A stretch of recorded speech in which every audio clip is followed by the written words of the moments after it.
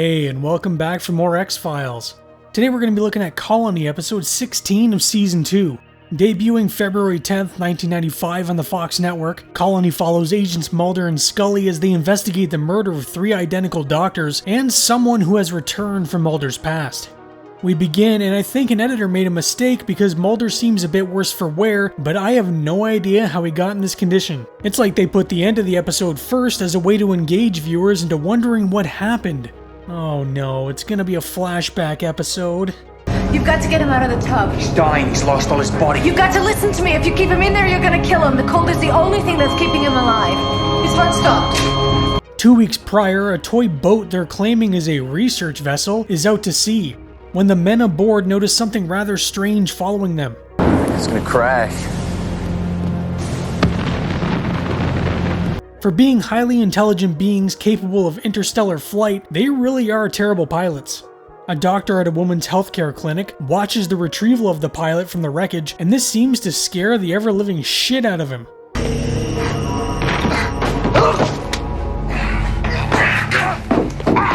Well, this guy sure the hell is quick. This big brute appears to be looking for someone, but with no information from Doc, it's time to introduce him to Mr. Stabby.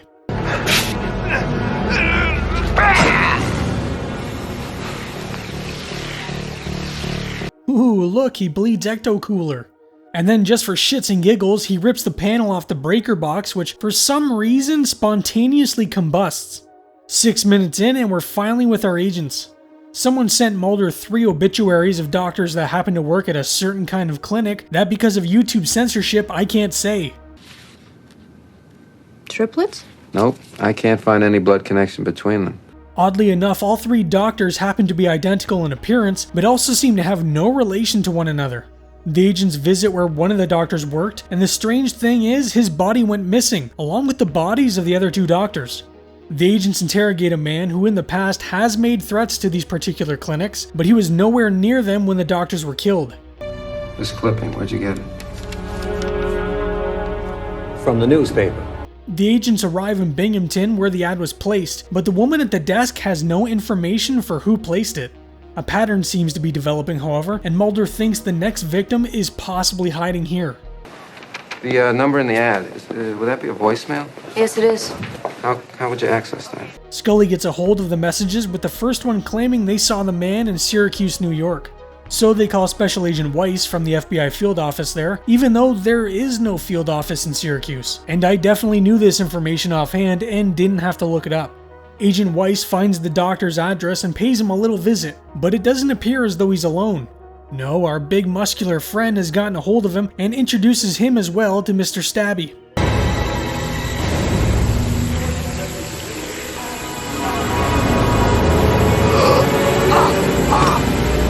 Agents Mulder and Scully arrive and one of the lights from the camera crew is very noticeable in Mulder's door. They go to the doctor's door and are met by Agent Weiss, which is odd because just seconds ago he seemed to be having a pretty bad day.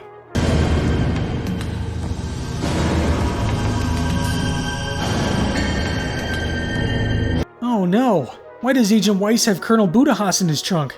Well, it wasn't Agent Weiss at all. No, the big guy is a shape-shifting alien bounty hunter. I'm sure it doesn't surprise you, Agent Mulder, that the people I have to answer to aren't quite so understanding, particularly when one of their field agents is found dead. What? Mulder gets dragged into Skinner's office because not only was his investigation not authorized, Agent Weiss was killed as a result. Mulder is clearly confused because he spoke to Weiss in person, so how could he have been found dead? Agent Weiss is dead, Scully. What? Somebody killed him and Skinner hit the roof. We're being grounded until he gets a full accounting. Scully is given the good news that they've been reprimanded and told they can't investigate for the time being. That is until Scully tells Mulder she got an email showing another one of these doctors that just conveniently happens to be right here in Washington. So that no investigating thing lasted all of about 3 minutes. Agent Mulder? My name is Ambrose Chappell.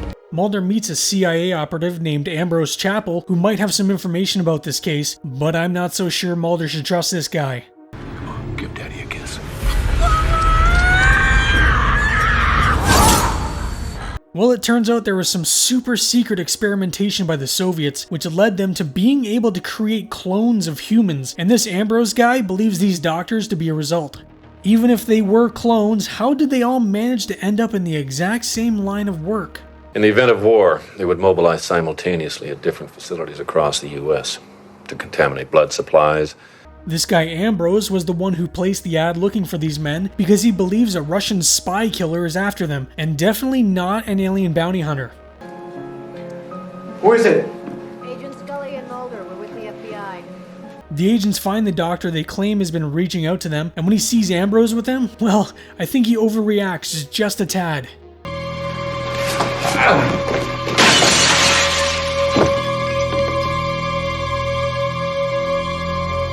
Can I ask why anytime someone falls from a high distance, their one leg kind of bends in an awkward manner?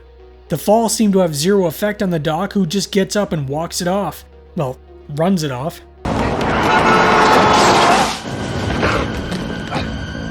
Kids, this is a reminder to check both ways before crossing the street. The doc gets cornered in an alleyway by Ambrose, but surprise, it was the alien bounty hunter the entire time. Scully finds herself in that same alley and meets Ambrose, who claims he got blindsided by the doc, so he's gonna go around and try and find another way on the roof.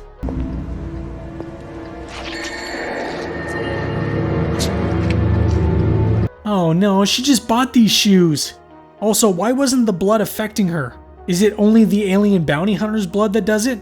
I mean, it happened to Mulder in the Erlenmeyer flask, and that guy wasn't an alien bounty hunter. Scully, if what our friend from the CIA says is true, this could blow the lid off one of the biggest national security conspiracies ever. Our friend from the CIA is about as unbelievable as his story. You know, I think I have to agree with Scully on this one, but first, I want to know what these pictures back here are. The two start arguing with one another, which gets them nowhere, but Scully has something Mulder needs to see. I got these a week ago. I stepped in something last night that ate clean through the sole. So the green goo she stepped in ate right through her brand new shoe. Now I wonder where I've seen aliens with acid for blood before. Another oddity is there appears to be no actual cause of death for Agent Weiss. The agents procure an autopsy bay and discover Weiss's blood seems to have coagulated and turned into almost a jelly. Another agent comes in the room informing Mulder Skinner wants to speak with him. Well, Skinner's gonna want to know why you didn't file your report. What are you gonna say? Just the truth. I got hit by a car. Skinner didn't call Mulder in because he wanted his report. No, Mulder's father called Skinner for some reason to inform him there's an urgent family matter that Mulder needs to deal with. Mulder calls his father, who tells him he needs to come up as soon as possible as it's very important. Where are you going? Home.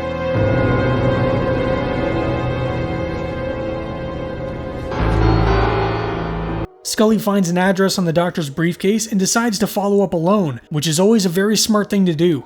Well, there goes another pair of shoes.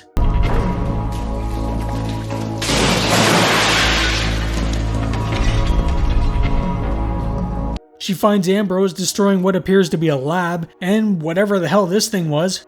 She's not the stealthiest person in the world, and Ambrose knows she saw what he just did.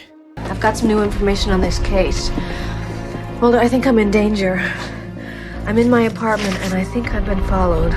I swear, if she gets abducted again... Foreshadowing is a narrative device in which suggestions or warnings about events to come are dropped. Mulder makes it to his father's house and is told by his father his mother will need time. But time for what exactly? Who was Mom talking to? Your sister. Well, his sister is back, so I guess his quest for the truth is over. Well, it was really nice going over the X-Files again with everyone, but stick around because I have more in store for... Oh, it isn't done? It goes on for 9 more seasons? I guess we'll continue then. It is really her, isn't it? Mulder speaks with his sister and finds out she was returned when she was 9 or 10 years old and with no memory of her family or what happened. It wasn't until a few years ago where she underwent hypnosis therapy where she regained her memory of what took place. My adoptive parents, they're only visitors here. What people would call aliens. This is all way too heavy for Mulder. His sister is back and she was raised by aliens? I feel like he's gonna have a stroke. She explains to him the alien bounty hunter that is after her father, and if he isn't stopped, will come for her next. All right, do not, under any circumstances, trust the CIA agent. Your life may be in danger. Now call me. Samantha tells Mulder this bounty hunter can disguise himself as anyone, and Mulder just immediately takes it as fact. Somehow, even though he can look like anyone, Samantha is capable of seeing through his transformation.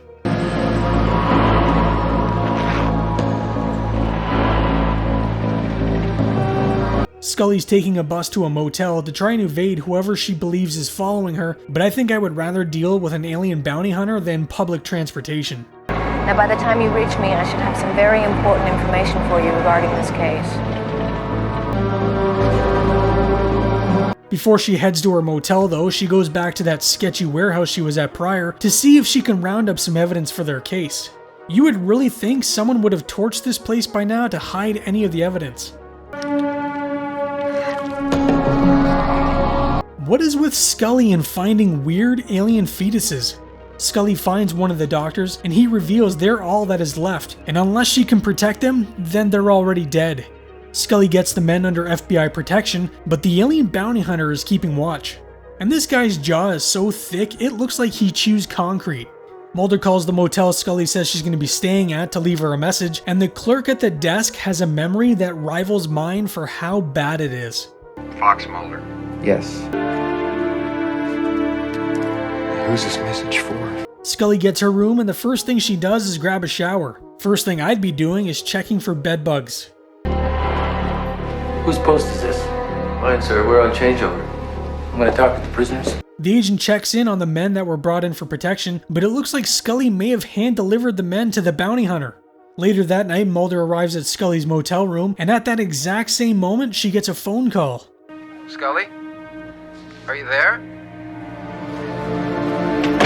Scully? Oh no, not again. Colony is a very good episode that in large part sets up a lot of the mythology going forward. As convoluted as it may become in the future, right now it's still in a pretty good spot. The alien bounty hunter is a nice addition, and the return of Mulder's sister really just brings more questions. This is another two-parter, so we won't know what happens until the next episode, but I can't believe Scully may be getting abducted for the second time just this season alone. The episode has an 8.7 on IMDb, and it's well deserved. I think I would give it an 8. It's good, but it's not Dwayne Barry good. Chris Carter said that this episode was really what formed the crystallization of the series' mythology, although it seemed to occur by happenstance. David had suggested they add an alien bounty hunter to the show, so Chris and David sat down and eventually came up with the idea of also bringing back Mulder's sister. During an early scene, Scully says someone fired more shots at the White House, which can be taken as a reference to Francisco Martin Duran, who on October 29, 1994, fired 29 shots at the White House from a rifle. This occurred roughly 3 months prior to the air date of this episode. While no one was hurt, Francisco claimed he was trying to protect everyone from some kind of alien threat. He was given 40 years for his assassination attempt on President Bill Clinton, but they should have listened to the man because he was just trying to protect everyone from alien reptiles from beyond the moon. Take a good look at your beloved candidates. They're nothing but hideous space reptiles.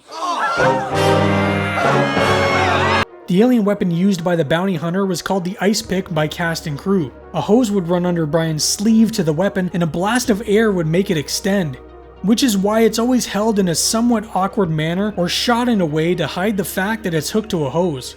They spent some time going through various sound effect libraries, looking for the right sound the weapon would make when it extended, but it eventually came down to co-producer Paul Rabwin simply making the noise himself with a microphone. This episode introduces a lot of characters that will become mainstays for the foreseeable future in the series.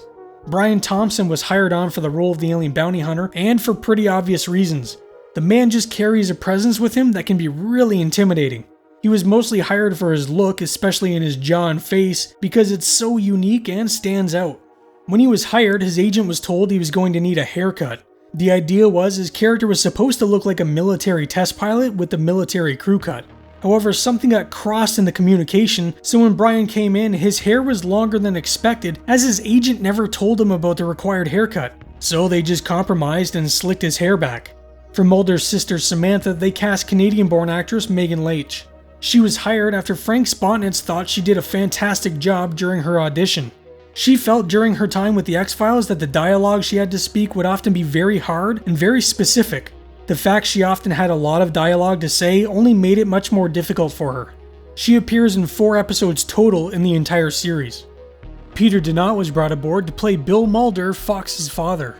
Originally, they called Darren McGavin of Kolchak fame to play his father, but he turned the role down. When we first see Mulder's father, he's sitting down smoking. Some have speculated this could be a reference to the first time we saw Cigarette Smoking Man, kind of alluding to the fact that his father may be connected, but I think it's all just a coincidence. Peter appears in 6 episodes total from Season 2 to Season 6. Rebecca Tulin was brought on as Mulder's mother, Tina Mulder. She's an American-born actress who's had a bunch of small roles, but playing Fox's mother is most likely the highlight of her career. She appears in 10 episodes total from Season 2 through Season 7. Colony is a really good episode within the mythology arc and introduces the alien bounty hunter, which is one of my favorite recurring characters. But don't go far, because when we come back, we'll have the conclusion, as Agent Mulder will have the most difficult choice to make when the alien bounty hunter gives him an ultimatum: his sister's life for Scully. Thank you all for watching today's video. I really truly appreciate it. Let me know what you think of the episode Colony. Not just because it's good algorithm food, I truly enjoy hearing what you have to say, especially when you call me out for being wrong on something. Please like the video on your way out, and as always, stay spooky. Friday. We're talking state-sanctioned murder. Scully and Mulder uncover a conspiracy to create a master race. An FBI agent died because of this case. Those are the risks we take. Now, who can they trust? We're gonna lose them. When anyone can be cloned. A brand new X-Files, Friday at 9, 8 Central.